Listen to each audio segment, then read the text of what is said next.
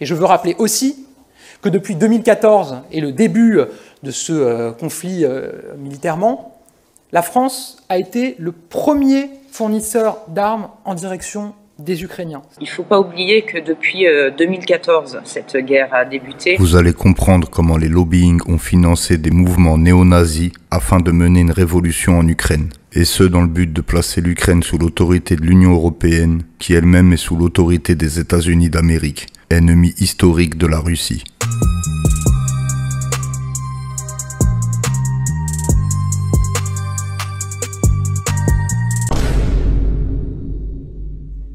Si l'élite politique ukrainienne se rapproche alors de l'Union européenne, l'influence russe reste très présente, et ce, à plusieurs niveaux.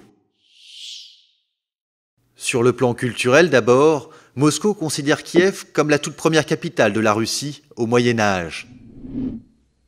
Un héritage encore perceptible aujourd'hui, 17% de la population ukrainienne est d'origine russe, et la partie orientale du pays est majoritairement russophone, tout comme la capitale, Kiev. Ces manifestations organisées par l'opposition depuis dimanche sont les plus importantes depuis la révolution orange pro-occidentale de 2004. Mais le président Viktor Yanukovych persiste et signe.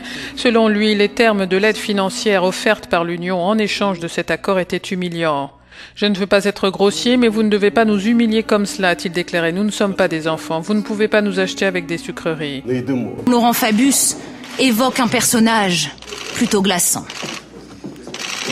Président Yanukovych,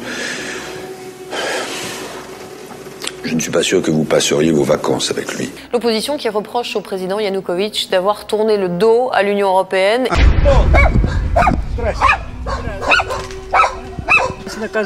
Et pourquoi on nous a punis, on ne comprend pas. Je ne sais pas. Parce qu'on vivait bien. Notre vieillesse, nous avons eu ce cadeau. Est-ce qu'on vivait bien avant entre Ukrainiens et russophones?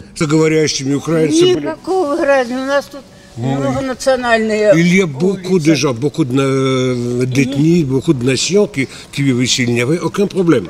Personne ne traitait les autres d'une manière humiliante. Est-ce qu'elle vivait bien avec les Ukrainiens? Avait-elle des amis ukrainiens avant? Bien sûr, oui. Jusqu'à ce que Maïdan transforme tout le pays. Le conflit est quasiment exclusivement présenté comme une opposition entre un peuple ukrainien désireux de se libérer du joug de la superpuissance impérialiste russe.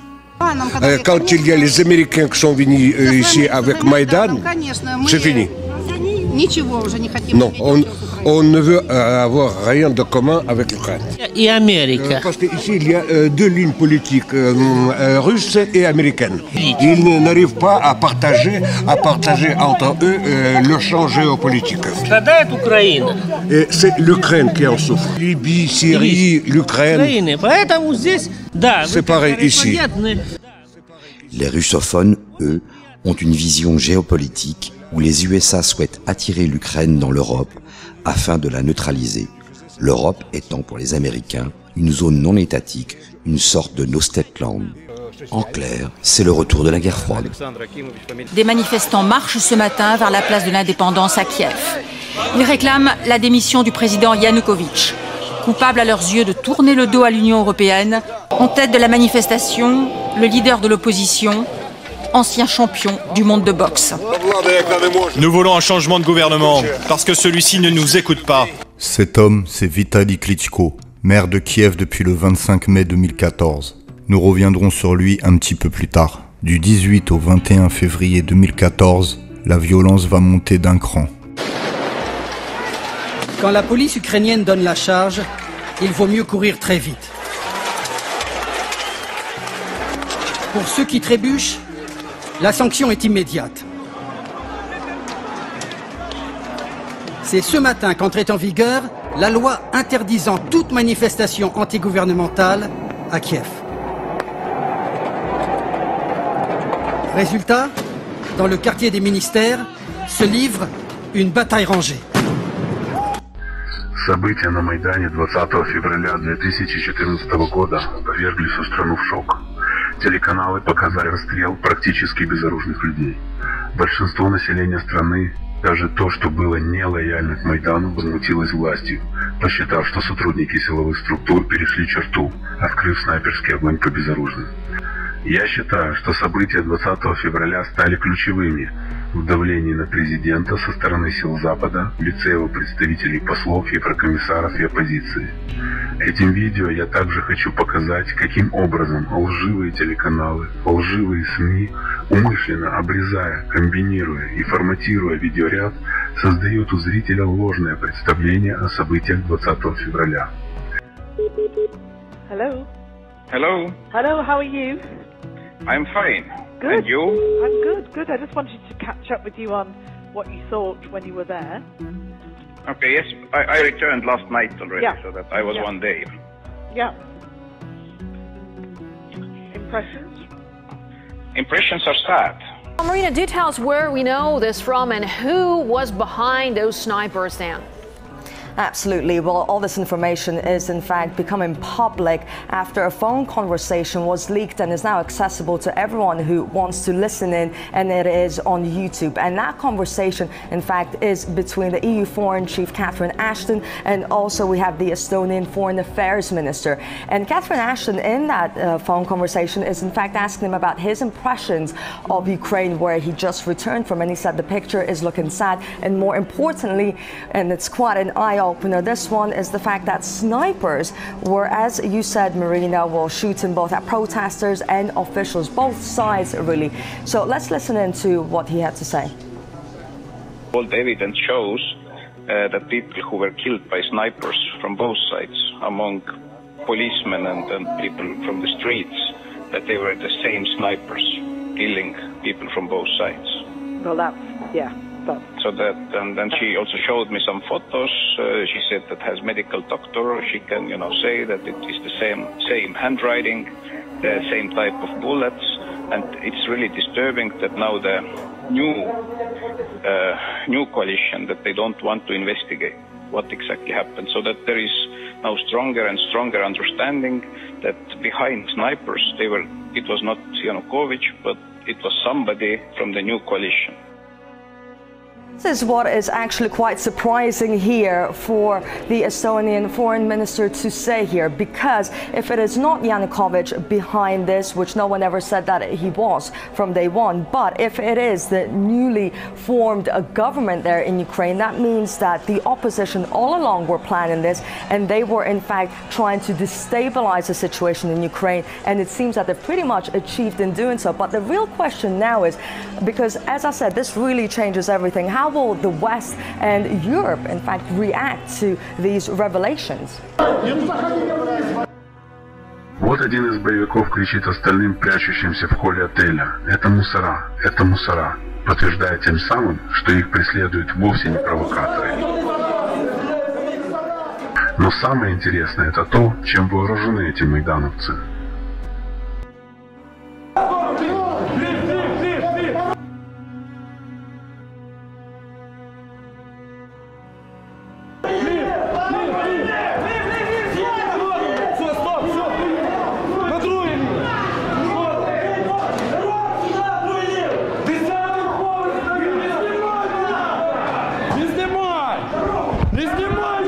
Уехав на лифте, они заняли позиции у окон отеля в номере одного из западных журналистов. Can you ask him to get the camera? So we can you ask him?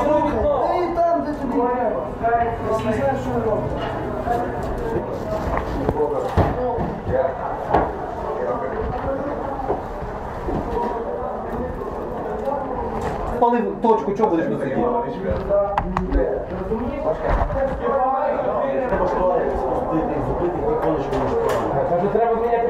Нужно менять позицию, говорит один из боевиков. В дальнейшем снайперы спецназа долго пасли этих террористов в окнах отеля, чуть не убив по случайности журналиста компании Russia Today. Mais d'où venaient les coups de feu? Le Premier ministre ukrainien affirme que ces policiers n'ont tiré que des balles en caoutchouc. Les manifestants n'en croient pas un mot. De peur de tireurs embusqués sur les toits, ils entretiennent un écran de fumée.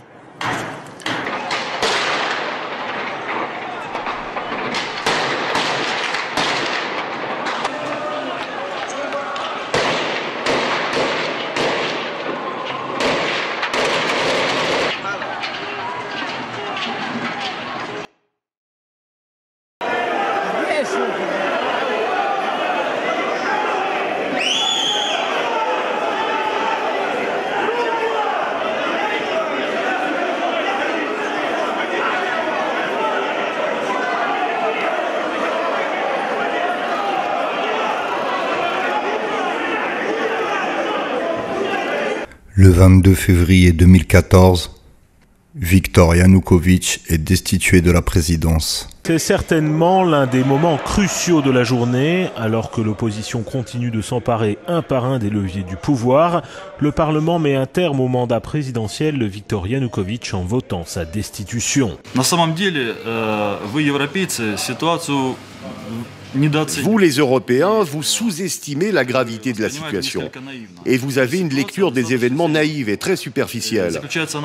La situation est très grave, car cette révolution traduit aussi une montée du fascisme, avec un contexte social et économique qui rappelle celui des années 30, avec des gens qui aujourd'hui en Ukraine font l'apologie d'Hitler et de l'Allemagne nationale-socialiste. La montée de l'extrême droite en Ukraine, c'est l'autre visage de la révolution.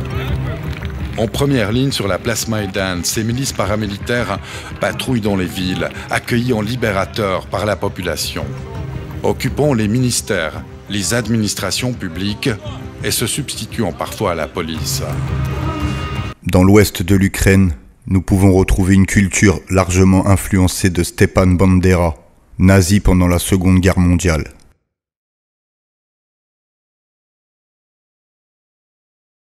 Des milliers d'Ukrainiens défilent pour célébrer un héros nationaliste. Ils ont salué la mémoire de Stepan Bandera à l'occasion du 150e anniversaire de sa naissance. Au cri de gloire à l'Ukraine, et Bandera est vénéré par nombre d'Ukrainiens.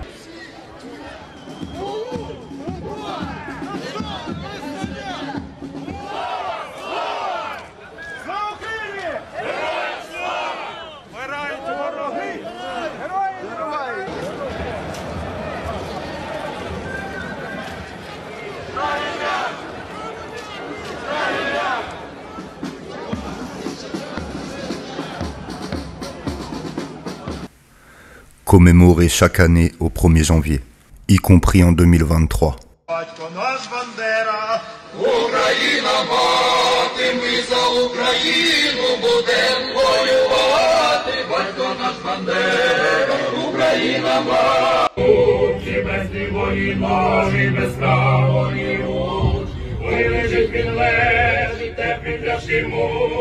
On retrouve d'ailleurs plusieurs statues à son effigie dans l'ouest de l'Ukraine. Venu à l'origine des régions de l'ouest du pays, elle s'implante désormais dans les bastions traditionnellement russophones comme Kharkov. L'avenue de Moscou, une artère de Kiev, a d'ailleurs été renommée en 2016 par Porochenko au nom de Bandera. Je trouve cela logique, car l'avenue de Moscou ne mène nulle part, mais l'avenue Bandera mène à la liberté. Je connais très bien Stepan Bandera, c'est un homme très respectable. Je le comprends et je comprends son point de vue. C'est un patriote normal de notre mère Ukraine. Je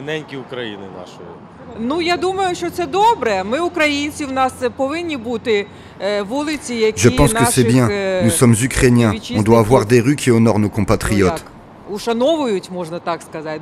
D'ailleurs, avenue Stepan Bandera, le centre commercial Gorodok a abrité en 2019 un drapeau nazi. Cela va être modifié rapidement. Les pro-Maïdan, ceux qui rêvent de liberté, le rêve européen.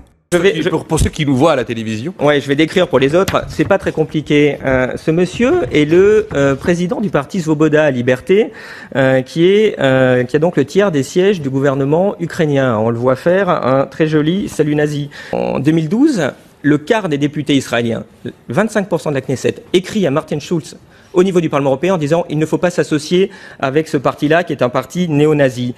Qu'est-ce qu'on a vu il y a 3 semaines? On voit Laurent Fabius qui le rencontre et qui négocie avec.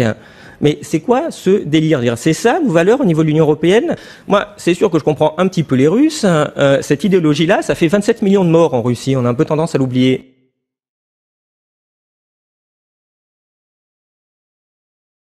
So that would be great, I think, to help glue this thing and have the UN help glue it. And, fuck the EU. No, exactly. And I think we've got to do something to make it stick together because you can be pretty sure that if it does start to gain altitude, the Russians will be working behind the scenes to try to torpedo. I set up a foundation in Ukraine before Ukraine became independent of Russia. And the foundation has been functioning ever since. And it played an important part in events now. On retrouve d'ailleurs en 2008 ce mouvement créé en Ukraine, Femen, comptant parmi ses financeurs George Soros, dans le but de déstabiliser la politique intérieure européenne et à travers le monde, et de mener une guerre culturelle. Ce qui nous permet de l'affirmer, c'est que George Soros a retiré ses financements en 2014, suite à une faction des Femen créée en Israël. Chers amis, nous sommes dans une merde noire. Monsieur Soros vient de découvrir que nous lançons une branche Femen en Israël et arrête d'investir dans Femen. Aidez-nous à récolter des fonds. Faites un don et devenez notre nouveau Soros. Les Pussy Riot avaient d'ailleurs été créés en 2011-2012 afin de leur servir de porte-voix en Russie.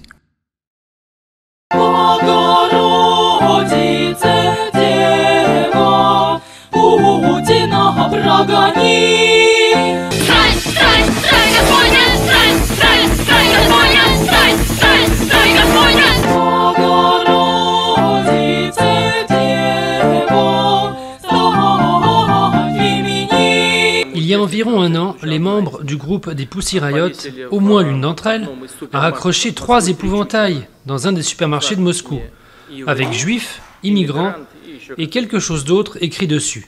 Elle demandait de délivrer Moscou de ces personnes. Je pense que c'est totalement antisémite.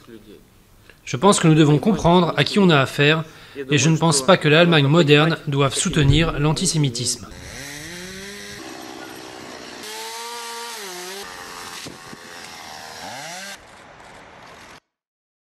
Mais revenons maintenant au conflit en Ukraine.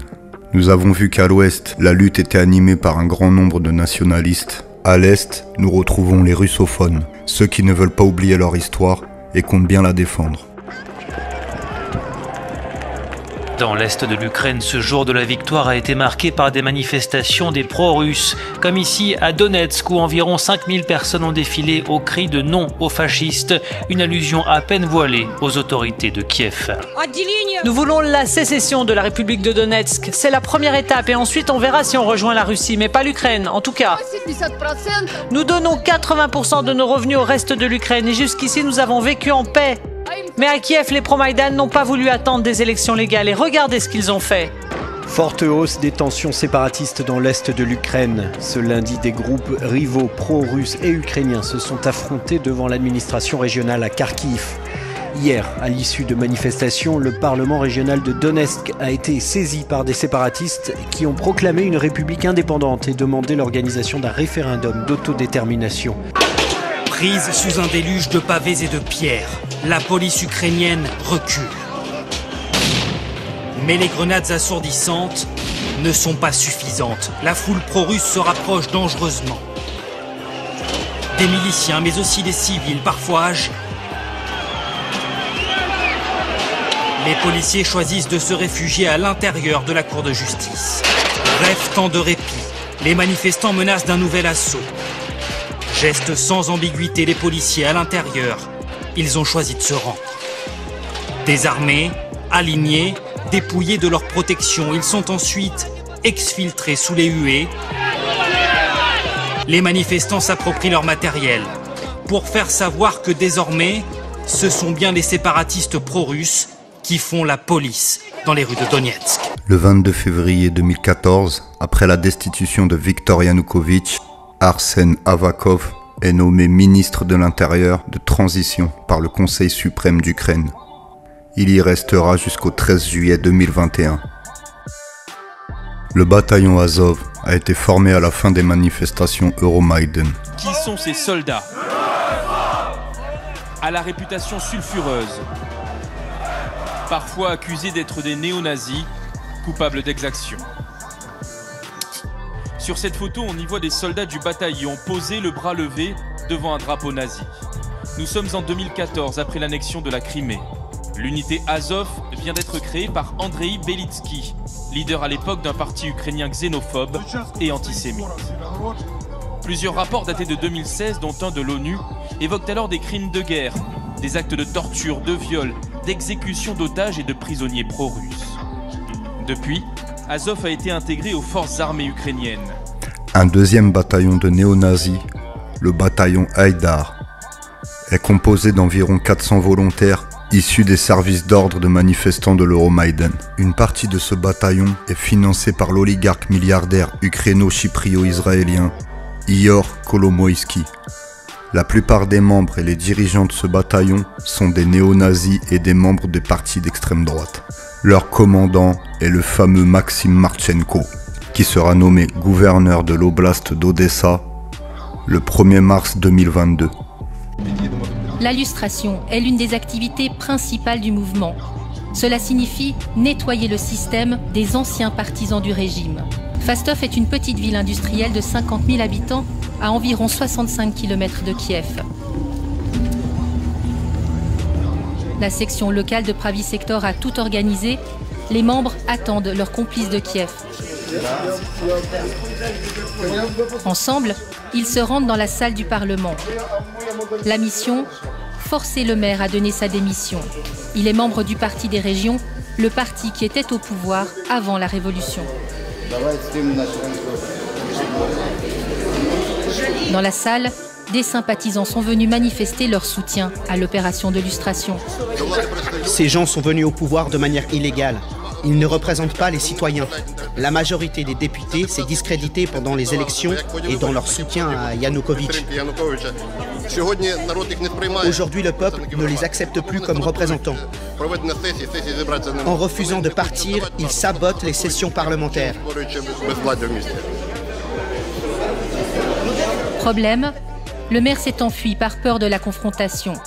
Il faut dire que les lustrations menées par les ultranationalistes peuvent devenir brutales, comme le montrent ces vidéos sur YouTube. Dans ce clip, un leader de Pravi Sector agresse violemment un procureur qui n'aurait pas fait son travail comme il le fallait.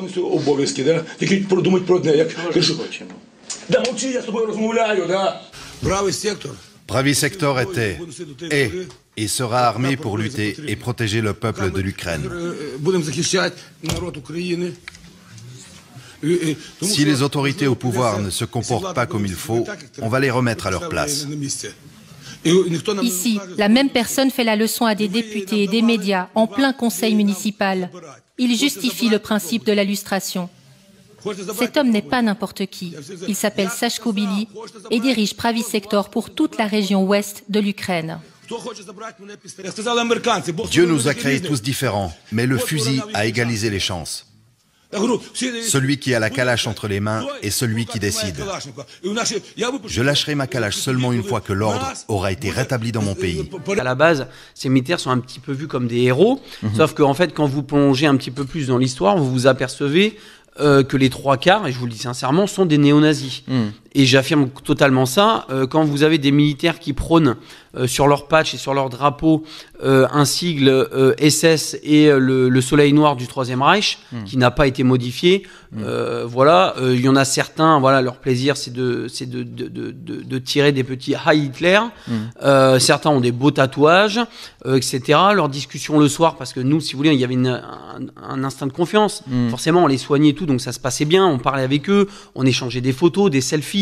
Et c'est comme ça que j'ai pu aussi me procurer certaines vidéos par des militaires ukrainiens et d'autres vidéos que j'ai pu filmer moi-même.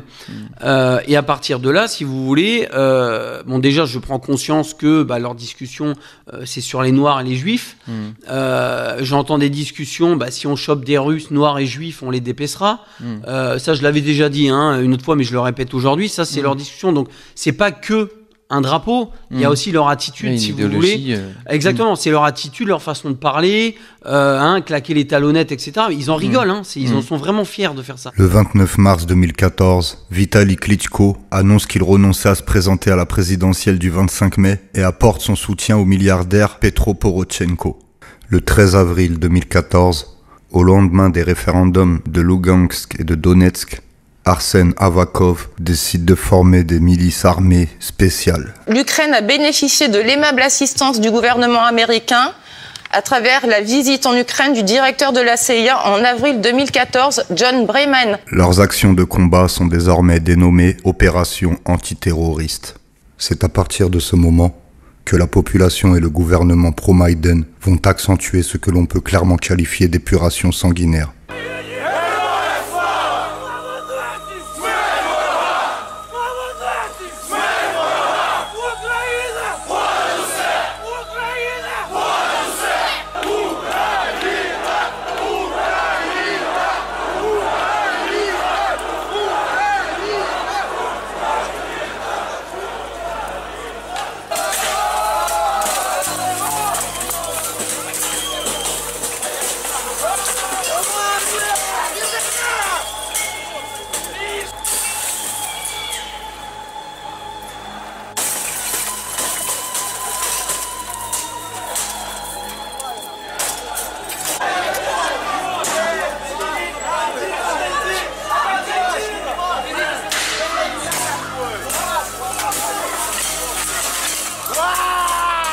Ce qui se passe, il y a des affrontements dans un bout de la ville. Les mecs pro-Maïdan font 2 km à pied pour aller dans ce bâtiment-là, qui est un peu l'espèce de Maïdan local des anti-Maïdan, puisque c'est là qu'ils se regroupaient. On les voit arriver en masse, il y avait des tentes autour des bâtiments. En 5 minutes, ils foutent le feu à toutes les tentes. On voit les gens qui se précipitent dans le bâtiment. Les bâtiments et les tentes n'étaient pas au même endroit. Elles sont devant le bâtiment, on les voit très bien brûler, vous regarderez les images, elles sont devant le bâtiment. Ils commencent par brûler ça. Et puis après, ils avancent, on voit les gens en masse qui vont se réfugier dans le bâtiment, qui ferment, et il commence à y avoir des affrontements et des cocktails Molotov. Attention, les images qui vont suivre sont d'une extrême violence.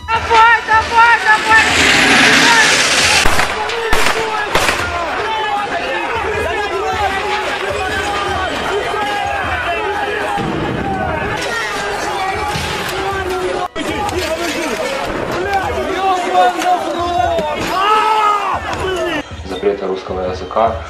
Просто украинские националисты автобусами приехали разогнать русских активистов. И все, кто там были, даже женщины, кто хотел спрятаться, просто бежали в дом для защиты. Никто не ожидал, что так просто возьмут и подпалят.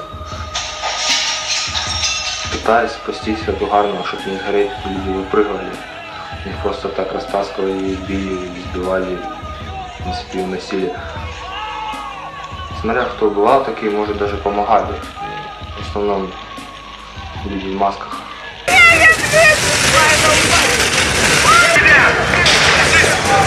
Давай сюда, сюда, сюда, сюда!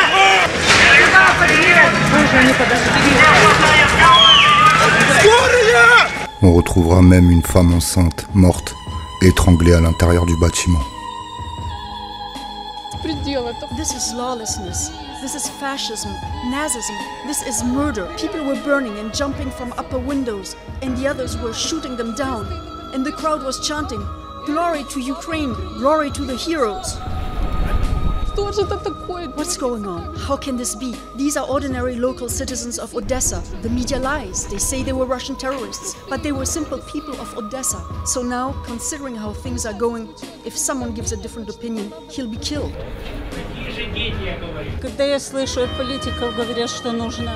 I hear politicians say we have to write a new page to be united. But how can we forget what happened? It's impossible to start a new page. Un dernier baiser. Et pour la famille d'interminables instants de douleur. Dans le cercueil, un député pro-russe mort dans les violences de vendredi dernier. Plusieurs centaines de personnes assistent à cette cérémonie d'adieu. Et lorsque le cercueil quitte la chapelle, les slogans d'hommage résonnent sur le parvis. Gloire aux héros d'Odessa, chantent ces femmes.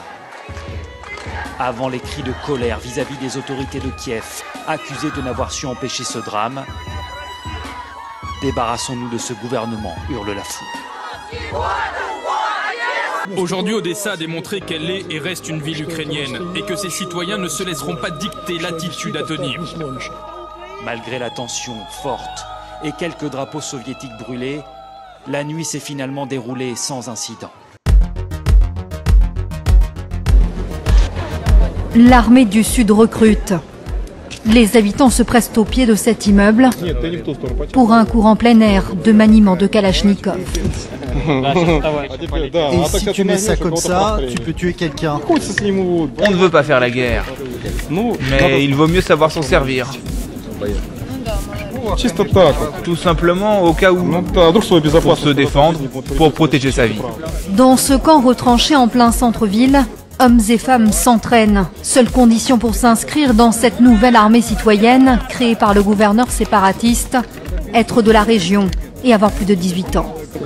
J'aime ma patrie, mon Donbass, et je veux combattre pour défendre tout ça jusqu'au bout, jusqu'à la fin. Et si on me tue, eh bien ce sera le destin. Tous l'affirment, ils sont prêts à se battre contre le gouvernement de Kiev. En ce qui concerne mon fils, il a déjà pris les armes. Et s'il le faut, il en prendra une dans chaque main. Et même moi, s'il le faut, je jetterai des cocktails Molotov. Un mois qu'ils occupent ce parc, et ces 3 derniers jours, la situation s'est encore dégradée car l'armée ukrainienne mène l'assaut sur d'autres villes séparatistes. Alors parfois le moindre geste du quotidien est vite interrompu. Des coups de feu viennent d'éclater à l'entrée du campement. Cet homme au pull clair a été blessé par balle à la jambe. Et ici, on se soigne avec les moyens du bord. Je n'ai pas vu qui a tiré. On dit que ça vient d'un balcon. Dans le campement, le bruit court que l'armée ukrainienne ne serait pas bien loin. La ville serait au bord de la guerre civile. Les événements d'Odessa ont marqué les esprits, alors on prie pour se préparer au pire. Le 12 mai 2014, viré de la Navy pour avoir été positif à la cocaïne, Hunter Biden, fils de Joe Biden, devient président de Burisma Holding, la plus grande société d'exploitation de pétrole et de gaz naturel en Ukraine. Nous reviendrons sur cette affaire un peu plus tard. Les États-Unis pour cette élection fournissent une aide substantielle pour s'assurer qu'elle soit propre et étroitement surveillée, afin que personne le 26 mai ne puisse remettre en cause leur légitimité. Le 25 mai 2014, avec près de 56% des suffrages, Petro Poroshenko devient président au premier tour. Тому що у нас робота буде, у них немає. У нас пенсії будуть, у них немає.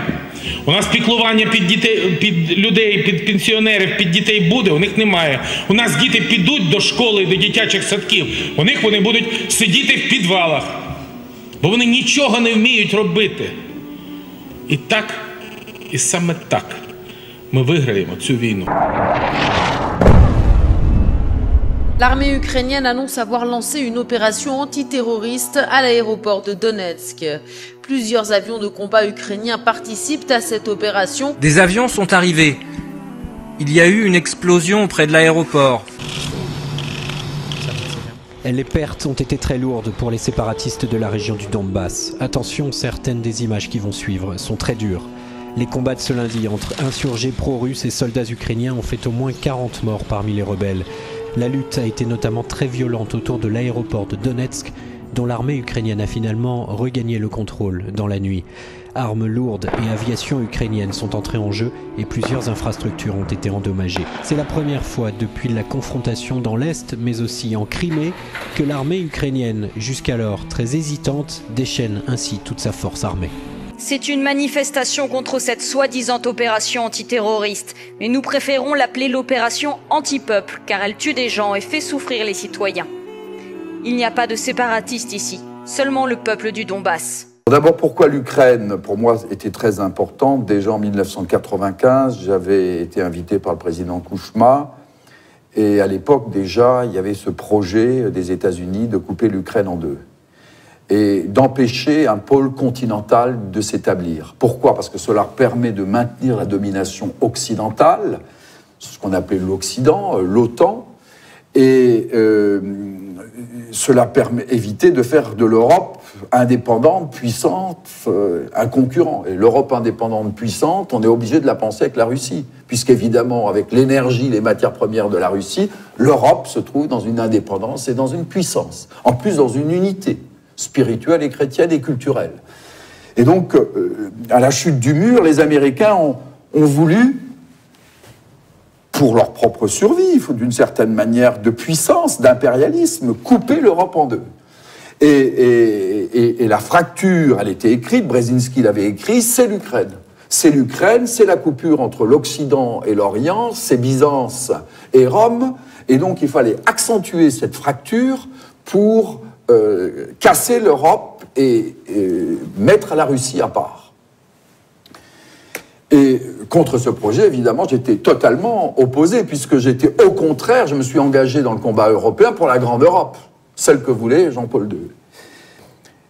Et donc, dans ces conditions-là, déjà la Fondation Soros, en 1995, œuvrait, préparait les forces démocratiques, les révolutions qui allaient avec, pour obtenir cela. Ce n'a pas été possible. Et moi, je l'avais d'ailleurs tout de suite dit à tous ceux qui avaient des velléités pour l'Ukraine venir en Europe, qui venaient me voir à Strasbourg, je leur disais « jamais ». Jamais, parce que vous devez être le trait d'union et non pas venir intégrer un bloc contre un autre bloc. La main sur la Constitution et sur l'Évangile, Petro Porochenko prête serment devant le Parlement ukrainien. 2 semaines après son élection, le nouveau président s'adresse aux parlementaires, parmi lesquels Yulia Tymoshenko, ancienne première ministre et candidate malheureuse à la présidentielle. Dans un discours d'apaisement, il promet de rassembler son peuple et de mettre fin à l'insurrection séparatiste. Je veux la paix. Je ferai en sorte de maintenir l'unité de l'Ukraine. Et pour y parvenir, je propose un plan de paix.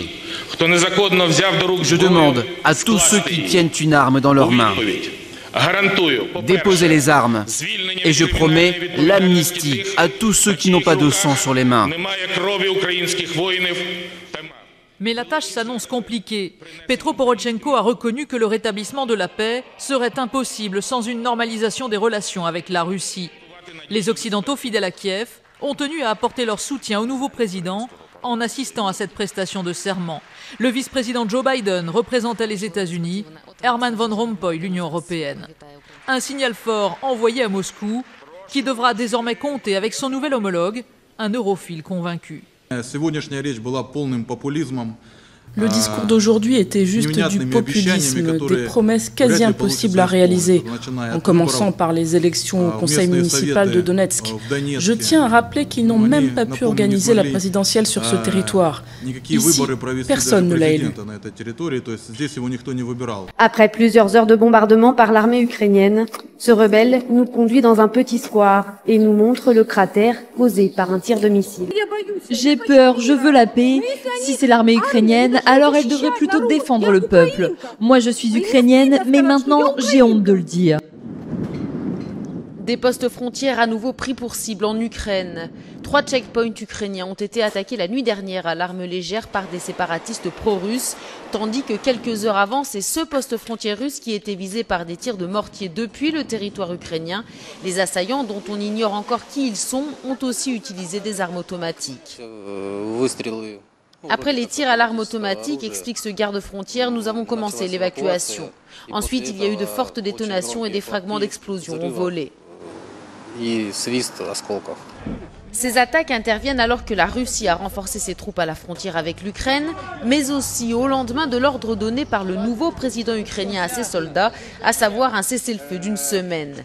Cette trêve unilatérale destinée à laisser le temps aux rebelles de déposer les armes a été décidée dans le cadre d'un plan de paix pour mettre fin à l'insurrection séparatiste qui sévit dans l'Est. Port stratégique de l'Est de l'Ukraine, la ville de Mariupol s'oppose au retrait de la garde nationale de la zone tampon qui les sépare, non loin de là, des rebelles pro-russes. Les habitants de la 2e ville du Donbass russophone manifestaient hier. Ils craignent que les insurgés n'en profitent pour attaquer leur cité, comme l'explique Vlada. Nous pensons que la création d'une zone tampon créera un nouveau passage vers Mariupol pour les terroristes. Il n'y aura plus de défense. La population de Mariupol est très inquiète, ajoute Maria. Elle ne comprend pas le projet de retrait de l'artillerie et des tanks de la ligne de front.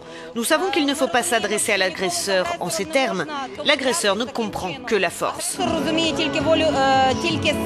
Vous le savez, depuis le début de la crise, Kiev accuse Moscou d'envoyer des armes et des hommes dans l'est de l'Ukraine. La Russie a toujours nié, mais sur le terrain, il y a bien des combattants qui passent la frontière, des jeunes Russes, souvent issus des mouvements nationalistes, qui partent combattre ce qu'ils appellent les fascistes de Kiev. En Russie, ce phénomène est même surnommé le Russian Jihad, le djihad russe. Un de ces groupes a accepté d'être suivi par une équipe de France 24. C'est donc un reportage exclusif signé Ksenia Bolshakova, Julia Lyubova et Sergei Kosmin.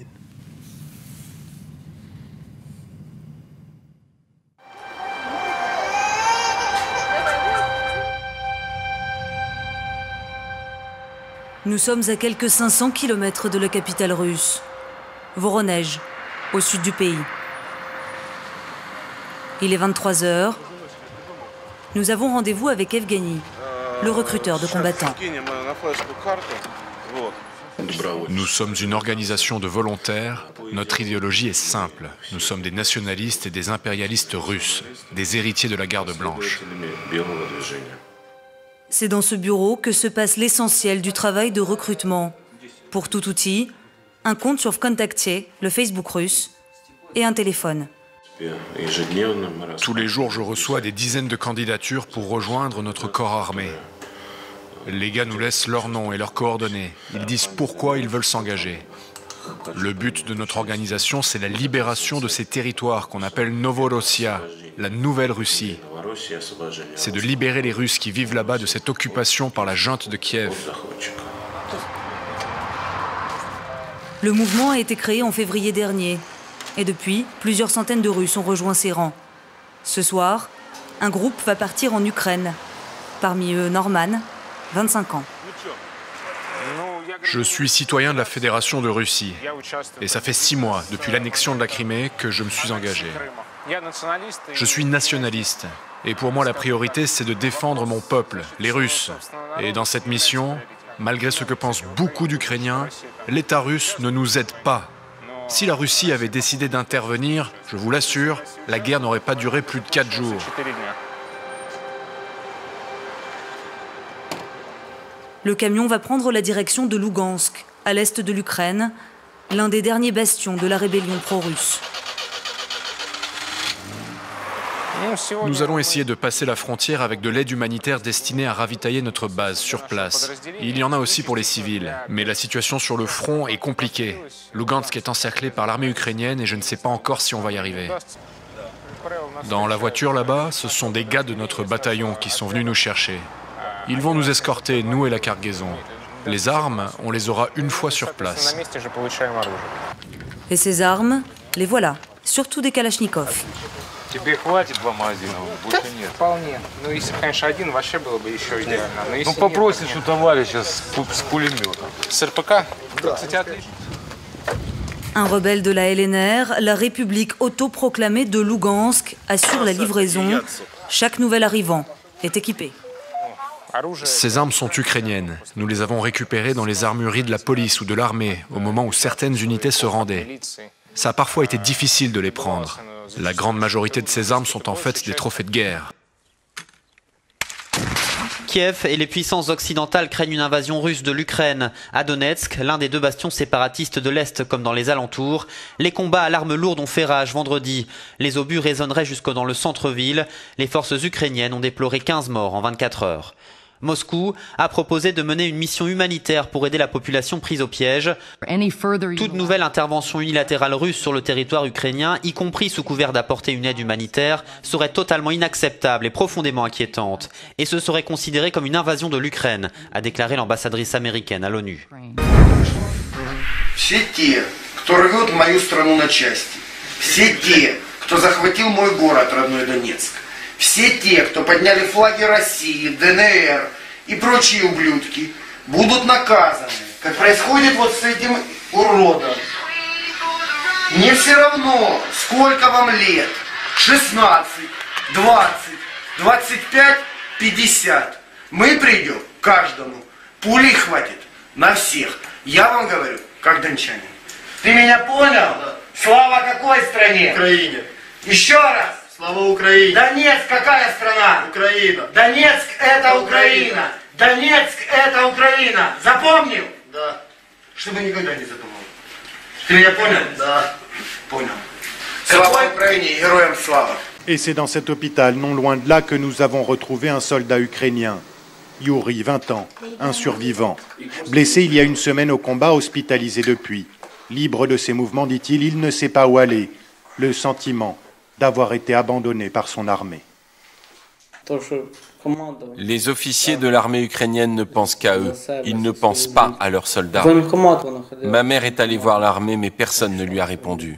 Ces scènes donnent une idée assez claire de la débandade qu'a connue ici l'armée ukrainienne il y a une semaine à peine et de la puissance de feu développée par les pro-russes. De fait, la région de Donetsk se trouve totalement sous le contrôle des séparatistes. Les habitants de la région sortent à nouveau de chez eux après avoir connu l'enfer. Le Donbass ne mérite pas qu'on fasse ça. Ils ont tout détruit. Au niveau politique, le président russe, Vladimir Poutine, pourrait s'entretenir avec son homologue ukrainien, Petro Poroshenko, en marge d'un sommet la semaine prochaine à Milan. Pour commencer, a déclaré le chef de la diplomatie russe, il faut un dialogue entre les représentants de Kiev et des républiques populaires de Donetsk et Lugansk. La seconde étape doit être un dialogue politique large, une réforme constitutionnelle, incluant toutes les régions et toutes les forces politiques de l'Ukraine. À Donetsk, la ville rebelle ukrainienne, 5 civils ont péri et 24 autres ont été blessés mercredi soir. Plus de 330 personnes ont été tuées depuis le début de la trêve. Le sourire de François Hollande face à celui de Barack Obama. Ambiance en apparence détendue dans ce restaurant chic de la capitale. Au menu, une cuisine française étoilée et des sujets qui fâchent. Car avant même de mettre le pied en France, Barack Obama a lâché 2 petites bombes. D'abord, dans le dossier BNP Paribas. François Hollande est déjà intervenu auprès de la Maison-Blanche pour éviter à la banque une très lourde amende aux États-Unis. Cet après-midi à Bruxelles, la réponse de Barack Obama a été cinglante. La tradition aux États-Unis est que le président ne se mêle pas des affaires de justice. Nous n'appelons pas le procureur général. Moi, je ne décroche pas mon téléphone pour lui dire comment il doit traiter les affaires. Second camouflet, cette fois au sujet des navires militaires que la France entend livrer à la Russie au mois d'octobre prochain. Je reconnais que cela représente beaucoup d'emplois en France. Je pense qu'il aurait été préférable d'appuyer sur le bouton pause, mais jusqu'ici, le président Hollande a pris une autre décision. Barack Obama arrive à Paris avec une délégation de plusieurs centaines de personnes. Il dort ce soir à 2 pas du palais de l'Élysée avant de rejoindre 18 autres chefs d'État demain sur les plages de Normandie. Ils sont restés pendant 7 heures autour de la table. À Minsk, en Biélorussie, Ukrainiens et séparatistes de l'Est du pays se sont finalement accordés sur des points concrets pour préserver une trêve toujours fragile. C'est l'ancien président Leonid Kuchma, représentant de Kiev dans ces négociations de paix, qui en a dévoilé le contenu. Premièrement, le cessez-le-feu est considéré comme étant général. Deuxièmement, les forces armées resteront désormais sur les lignes qu'elles occupaient le 19 septembre. Les protagonistes se sont également mis d'accord sur l'interdiction d'utiliser tout type d'armes et de mener une offensive. Dans les 24 heures qui suivent la signature de ce mémorandum, les 2 parties doivent également retirer toutes les armes d'un calibre supérieur à 100 mm à une distance de 15 km de chaque côté de la ligne de contact. Il s'agit d'instaurer une véritable zone démilitarisée de 30 km sous surveillance de l'OSCE. Drones et avions de combat ne pourraient pas la survoler. L'armée ukrainienne et les différents groupes armés ne seraient pas non plus autorisés à y pénétrer. Mais le statut des régions de Donetsk et Lugansk n'a pas encore été abordé et chaque camp campe pour l'instant sur ses positions. La trêve reste décidément bien fragile. Depuis le centre de Donetsk, hier soir, aux alentours d'11h30 heure locale, on a encore entendu des tirs d'artillerie. Il y en avait eu aussi plus tôt dans la journée. Ce matin, personnellement, je n'ai rien entendu. Je n'ai pas vu non plus sur les médias qu'il y ait eu des tirs ce matin à Donetsk, mais il est trop tôt pour dire. En réalité, généralement, tous les jours, il y a des tirs d'artillerie dans la zone de l'aéroport qui est toujours contrôlée par les Ukrainiens. Une maison en flammes. À Spartak, un village près de Donetsk, le cessez-le-feu n'a pas changé grand-chose. Même si les présidents ukrainiens et russes s'accordent à dire qu'il est globalement respecté, la réalité sur le terrain est bien différente. 48 heures à peine après la trêve annoncée entre armée ukrainienne et rebelles pro-russes, les civils se retrouvent encore une fois entre les lignes.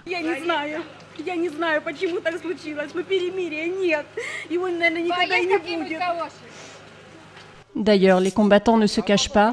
Armés jusqu'aux dents, ils sont loin d'une démobilisation, comme l'accord de trêve, conclu vendredi à Minsk, le laissait entendre. 8 heures ce matin, les marins russes regagnent comme tous les jours le centre de formation de Saint-Nazaire. La livraison est suspendue, mais pas la préparation ni la construction. Et à 700 km de là, François Hollande refuse de remettre les clés du bateau. Les conditions doivent être réunies pour que le navire soit livré. Quelles sont les conditions? Un cessez-le-feu et un règlement politique. Aujourd'hui, ces conditions ne sont pas réunies. Et faute de conditions, il y a donc l'annulation possible du contrat Mistral de 1,2 milliard d'euros. Quelles seraient en plus les pénalités? Avec rupture du contrat, la télévision russe évoque la somme de 10 milliards d'euros de dommages et intérêts. Au mois de juin, Vladimir Poutine avait déjà mis en garde. Si la France décide de l'annuler, elle peut le faire, mais nous exigerons alors un dédommagement. Et cela ne contribuera pas positivement au futur développement de nos relations.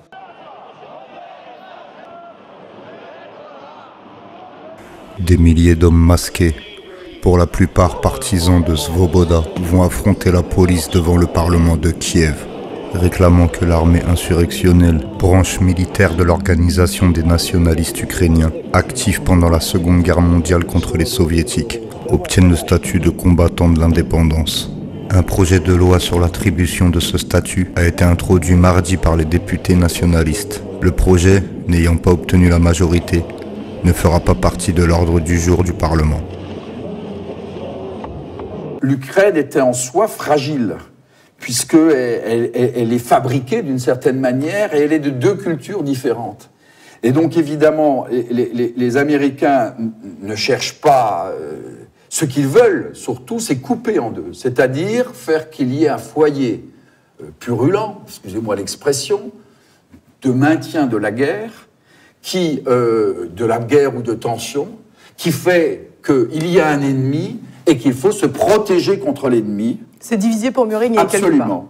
Et derrière ça, vous avez le traité transatlantique qui vient renforcer la force de l'OTAN et le traité transatlantique qui est en fin de compte l'OTAN économique.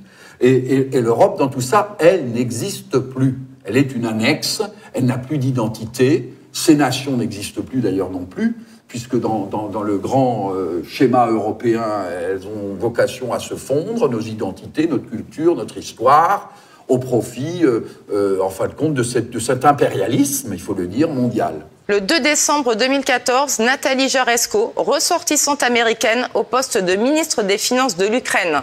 L'Ukraine lui a accordé la nationalité ukrainienne le jour de son investiture. Originaire de Chicago, Nathalie Jaresko obtient le portefeuille des finances. Ancienne employée du département d'État américain, mon expérience, ma connaissance de la situation me donne une chance, l'envie et l'inspiration afin de travailler pour le bien de l'Ukraine, dit-elle. L'homme est une figure controversée de la lutte pour l'indépendance du pays, détesté en Russie où on le présente comme un complice des nazis. Les nationalistes ukrainiens le considèrent comme un héros. À l'époque, Stepan Bandera disait déjà que Moscou était notre ennemi, dit cette partisane de Svoboda. Chef idéologique des combattants anti-soviétiques, Bandera sera lui-même emprisonné durant 3 ans dans un camp de concentration nazi.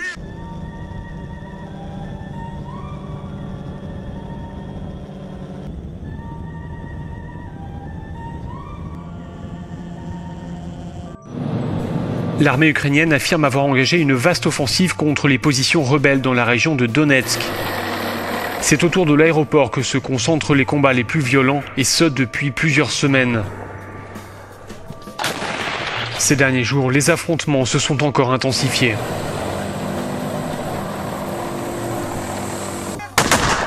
Le conflit s'enlise. Les forces ukrainiennes reprennent d'abord du terrain, mais elles sont très vite stoppées par les séparatistes, renforcées grâce à des convois humanitaires venus de Russie. Les deux parties décident de négocier. Le 5 septembre, un cessez-le-feu est signé à Minsk, mais la trêve n'est pas respectée. À l'aéroport de Donetsk, les combats font rage Ils se renforcent même en janvier. L'attaque de ce bus au sud de la ville fait une dizaine de morts civiles. Un peu plus d'une semaine plus tard, l'aéroport de la ville, ou plutôt ce qu'il en reste, est conquis par les séparatistes. Un revers cinglant pour l'armée ukrainienne qui pousse la communauté internationale à réagir. La France et l'Allemagne prennent l'initiative. François Hollande et Angela Merkel se rendent à Kiev, puis à Moscou, et préparent déjà ce sommet de Minsk, censé préserver la paix en Europe.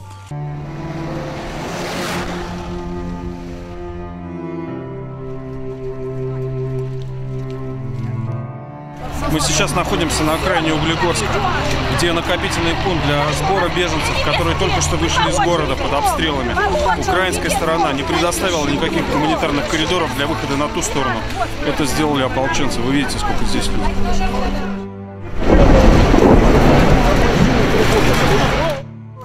Спасайте деток, мне не надо. Только здесь не садимся. Двигайтесь. Они не пускают. Мы не собираемся. Не пускают. Мы не хотели уходить, бросать все живое. Как пленники, как тюремщики, как какие-то, я не знаю, прокаженные, в чем-то виноватые. Окружили со всех сторон, сидим под обстрелами. Комсомольская правда Россия. Комсомольская правда Россия, да? Спасибо. Ребята, напишите правду. Вот так, они с интерната выходили и вызвали огонь на себя, и город накрыли градом с Дебальцева, и минометами, и градом. И уничтожили, все в городе уничтожили. Кто в интернате сидел? Нацики сидели в интернате. Нацгвардия. Не слышали, да? Сидели, брата моего убила, В подвале с детьми сидели, уже ждение начали, холодно в подвале.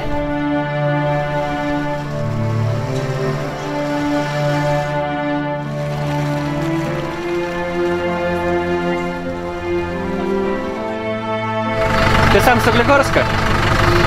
Нет, я не сам, я с мамой. В подвале прятались? Да конечно,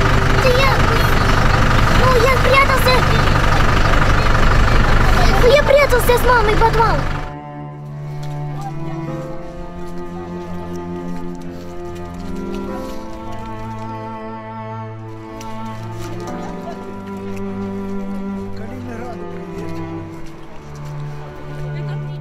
С Углегорска мы вырвались, здравствуйте. Ну как там? Да ну как, стреляют. Коридор дали для выезда? Ну сейчас люди выезжают. Нормально.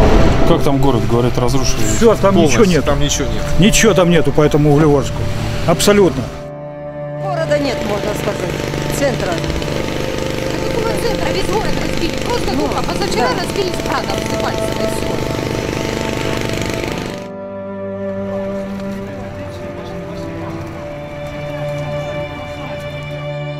Да мы 3 дня на полу пролежали в квартире, там в град дом попал. А потом до подвала добежали, по подвалам ползали там. Дай бог, вот 5 дней не могли выехать, не выпускали из подъезда и стреляли там и по подъездам. Я не знаю, украинский флаг висел, они там бегали, с автоматом стреляли по подъездам, я не знаю. Яночка, живы, Яна, в Белгородскую область. В Крым живы, в Сургут тоже живы. Передайте. Господин Порошенко, садись за стол переговоров, садись. Как зовут вас? Порошенко, чтоб ты сдох, идиот, будь ты проклят. Твои дети все до 7-го поколения. Садись, Порошенко, за стол переговоров ради наших детей, ради наших стариков. Чтобы этот Порошенко, чтоб он всю жизнь оставшуюся свою доживал, так как мы сейчас едем. И причем мы остались вот такого разбитого. В таком стрессе.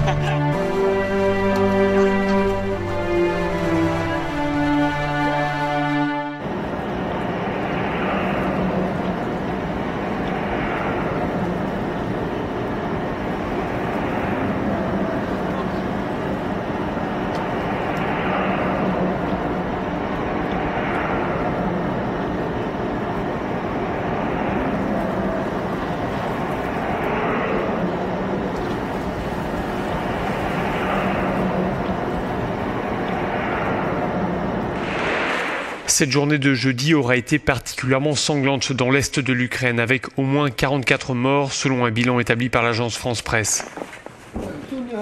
Les combats ont été particulièrement violents dans le secteur de l'aéroport de Donetsk, un site stratégique que l'armée ukrainienne a dû abandonner aux rebelles pro-russes. Pour cet expert du ministère de la Défense, cela constitue un sérieux revers pour les autorités de Kiev. Si les troupes ukrainiennes avaient réussi à garder cet aéroport, dit-il, les rebelles pro-russes auraient été contraints de démilitariser une grande partie de la ville au regard de l'accord de Minsk. Autre déconvenu pour Kiev, ces images de soldats ukrainiens faits prisonniers à Donetsk. Ils ont été forcés à marcher dans cette ville séparatiste sous les huées, voire sous les coups d'une foule hostile. Ils ont été conduits jusqu'au lieu où un trolleybus a été bombardé. C'était ce jeudi matin. Les services de secours parlent d'une douzaine de civils tués. Je suis malade. J'espère juste aller dans un endroit chaud. J'ai besoin de chaleur. Ici, je vais mourir de froid. Je suis contente qu'il fasse chaud ici, mais je veux la paix. Et je veux voir mes petits-enfants et leurs enfants. La vie est terrible. Horrible. J'ai laissé des proches là-bas. Je ne sais pas quoi dire. Ce devait être une audition de routine. Ashton Carter répond aux questions de la Commission des forces armées du Sénat américain. Lorsque survient le débat sur le conflit en Ukraine, il se livre sans détour et soutient l'idée de fournir des armes aux autorités de Kiev. Je suis pour aller dans cette direction, Monsieur le Président, car je pense qu'il faut aider les Ukrainiens à se défendre. Sur la nature de ces armes, je ne peux pas vous en dire plus, car pour l'instant, je ne me suis pas entretenu avec nos responsables militaires ou avec leurs homologues ukrainiens. Mais je défends l'idée de leur fournir des armes, et pour répondre à votre question, cela inclut des armes létales. Une déclaration peu appréciée par la Maison-Blanche. Son porte-parole a rappelé qu'aux États-Unis, le chef des armées, c'est le président, et non le ministre de la Défense. Dans les faits, Washington hésite encore à livrer des armes. Pour ses partenaires européens, pour l'instant, c'est non. La France et l'Allemagne, en l'occurrence, sont ensemble pour essayer de sortir par le haut. Et donc, nous n'avons pas l'intention de fournir aujourd'hui des armes létales. L'armée ukrainienne bombarde les positions des séparatistes pro-russes qui gagnent du terrain. À 20 km d'ici, à Debaltseve, les soldats ukrainiens résistent encore, mais pour combien de temps? Cette route est l'unique voie de ravitaillement vers Debaltseve. Nous restons là pour les couvrir. En cas de retraite, c'est ce point que nous lâcherons en dernier. Mais nous ne reculerons pas. Ici, nous avons disposé de vieilles armes. C'est pour tromper l'ennemi.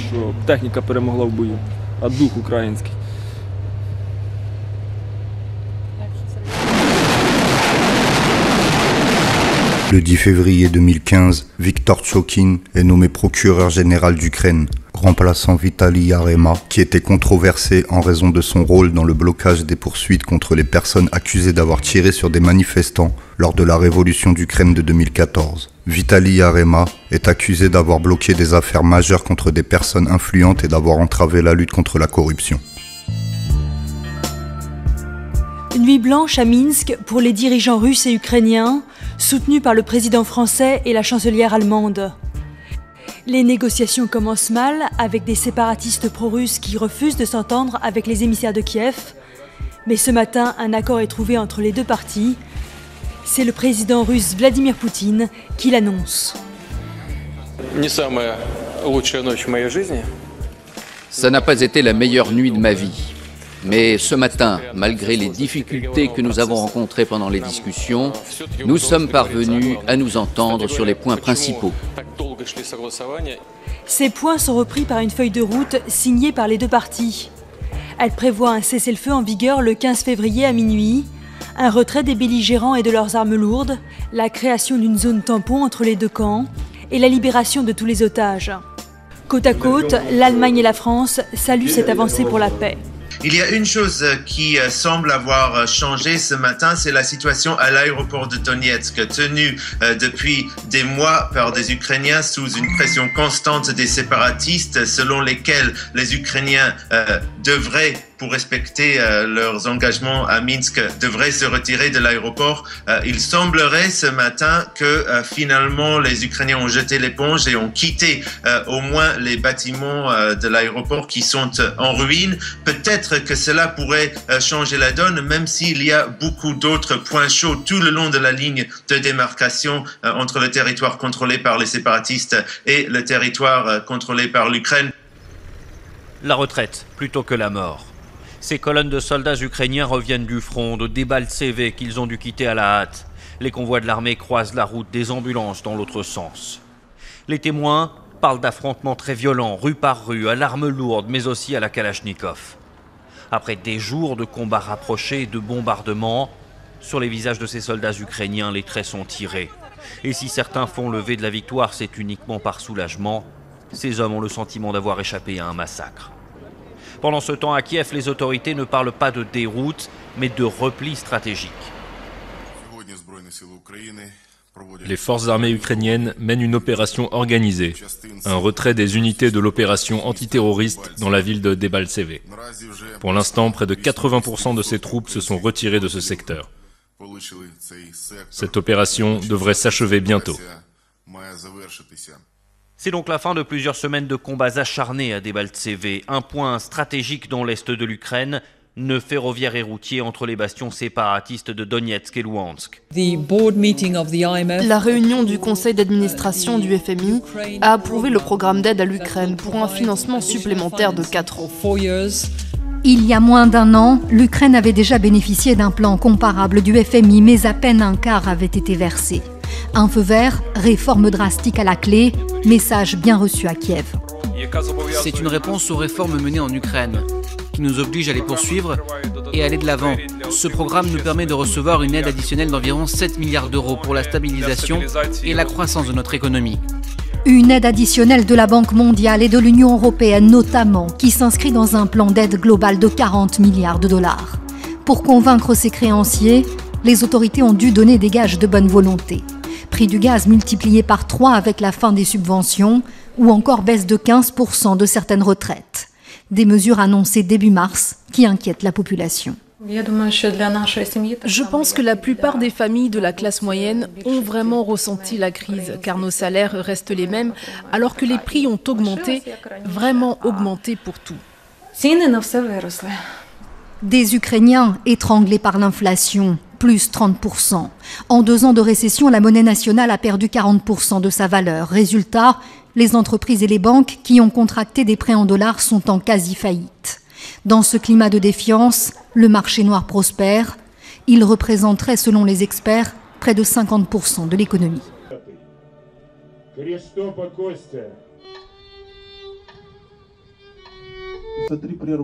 53 vies détruites. 53 enfants innocents. C'est ce qui est arrivé au Donbass à cause de l'intervention militaire ukrainienne.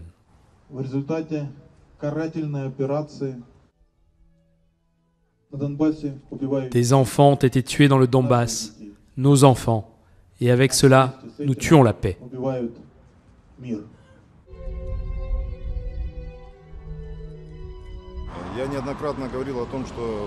J'ai répété plusieurs fois que l'armée ukrainienne est en train de s'auto-détruire. Alcoolisme, banditisme.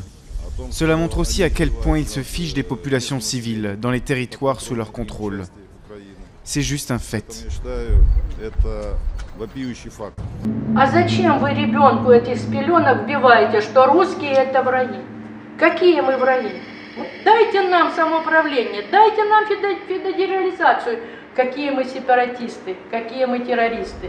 Вот действительно, они пришли. Мы не шли к ним туда, на Западную Украину. Они пришли к нам, нас уничтожать.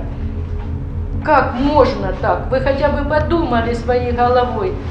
Мы же мирные, у нас нет оружия, а вы дали им оружие в руки. Где-то, говорят, вот кричат, что надо уехать. А с чем уехать? Где-то ехать нужны деньги. Мне 65 лет. Где я нужна? Работы нигде нет.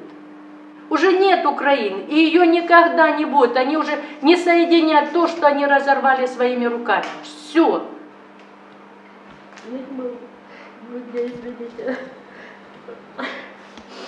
И кричат, что это делают ополченцы. Да не ополченцы, они сами это делают, нарушают режим тишины, провоцируют, а потом хотят, чтобы все свалить на ополченцев. Ну, не знаю, меня просто вот это общество европейское поражает. Как это так? Вы же видите, что идет братоубийственная война, гражданская война. Неужели нельзя повлиять на них? Неужели нельзя принять меры к нашему правительству? Что мы тоже украинский народ. Хотя мы родились в Советском Союзе. Да, я не против того, что я родилась в Советском Союзе. My first major effort, my first one was in South Africa, but afterwards Eastern Europe, when the Soviet Union, the Soviet Empire collapsed, and as the empire collapsed, I moved in and picked up the pieces, first in Hungary in 1984, and then Poland in 87, China in 87 as well, so this is how the Soros Empire was replacing the Soviet Empire. And how do you think you're doing in your imperial ambitions? Well, as you can see, you take Russia, which is actually where I'm most involved currently, and it's a replay, but of what we went through at the time of the collapse of the Soviet Union, but unfortunately, the big difference is that then you had a moribund Soviet Union, and you had an emerging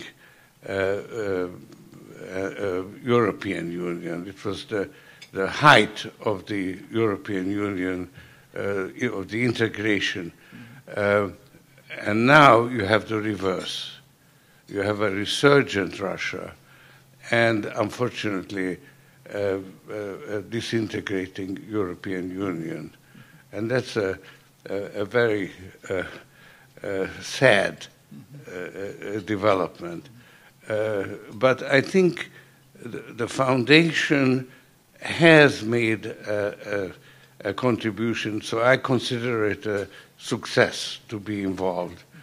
And particularly because my main involvement actually in Ukraine, where there is a new Ukraine, which is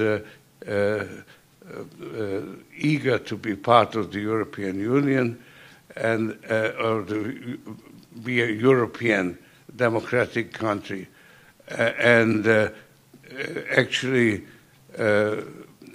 the people involved, almost every one of them, had been somehow in contact with the foundation. So it's both inside government and civil society. It's all people who I meet, and they tell me that somehow they are connected. And that is very gratifying. So 25 years of work has really paid off. So Début avril 2015, le procureur Viktor Tchokhin a déclaré que les dossiers du procureur général d'Ukraine concernant les ordonnances pénales de l'ancien procureur général Viktor Pshonka avaient disparu, ainsi que les dossiers secrets et les documents secrets de Pshonka. Tchokhin a déclaré « Je vais vous en dire plus, non seulement des affaires pénales, mais des documents classifiés ont disparu. Des dossiers secrets, y compris ceux liés aux ordres de Viktor Pshonka. » Nous avons voulu nous assurer que le retrait des armes légères, qui avait été approuvé par un accord il y a quelques jours, puisse commencer dès demain matin à minuit. Que pour les armes lourdes, il puisse y avoir un processus comparable et que nous puissions poser des scellés conformément aux souhaits de l'OSCE.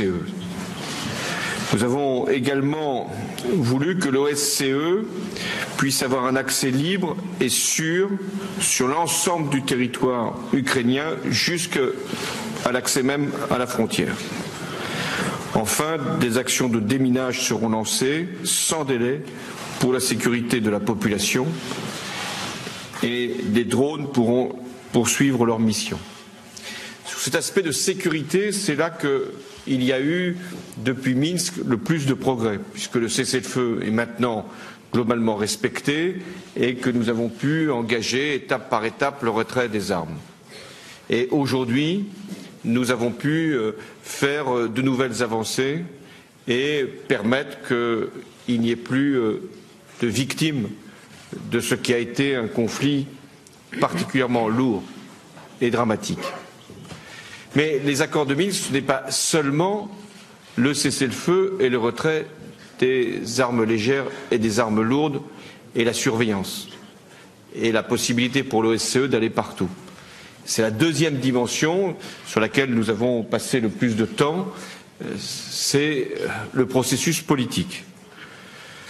Nous avons donc voulu que des élections puissent se tenir, élections locales, et puissent se tenir selon la loi électorale ukrainienne, mais puissent être également organisées dans le cadre d'un groupe de travail et de manière à permettre que ce scrutin puisse être incontestable. Et nous avons lancé un appel pour que toutes les parties s'engagent sur ce processus.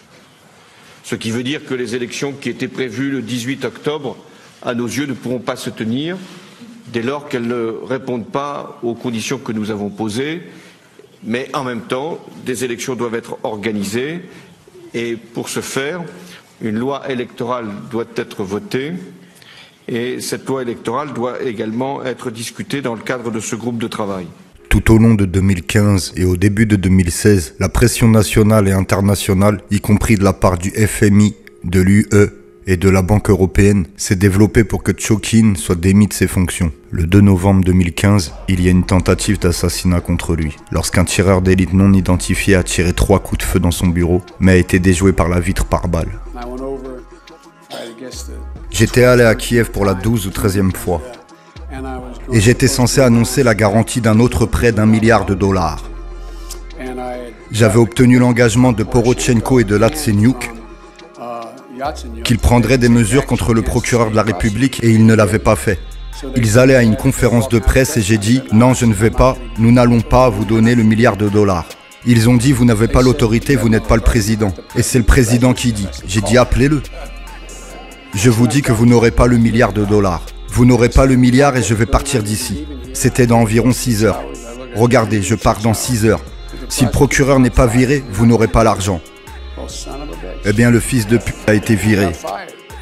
Et ils ont mis en place quelqu'un de plus solide. Le 28 janvier 2020, Viktor Tchokhin dépose officiellement plainte contre Joe Biden. Nous avons retrouvé les documents sur le site lescrises.fr. Au cours de la période 2014-2016, le bureau du procureur général d'Ukraine menait une enquête préliminaire sur une série de délits graves commis par l'ancien ministre de l'écologie d'Ukraine, Mykola Zlochevsky, et par les dirigeants de la société Burisma Holding Limited, dont le conseil de directeur comptait parmi ses membres entre autres Hunter Biden, fils de Joe Biden, à l'époque vice-président des États-Unis d'Amérique.